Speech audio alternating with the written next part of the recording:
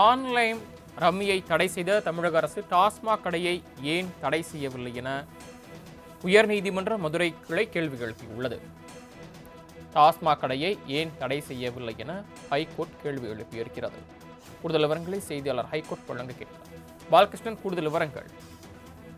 வணக்கம் Saravanan.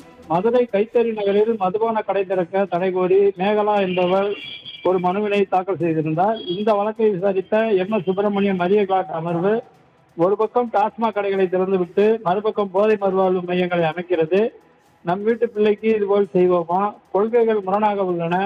Online rummy விளையாட்டு முறைப்படுத்திய அரசு டாஸ்மாக் கடையில் வேறு நிலைப்பாடு கொண்டுள்ளது. அரசு ஏன் டாஸ்மாகை நடத்த வேண்டியது? அது பணி இல்லையே. ரம்மி, மது இரண்டுமே கொலை செய்பவை. மதுவை ஊழல் போன்ற பிரச்சனைகளுக்கு காரணம் என தெரிவித்தனர்.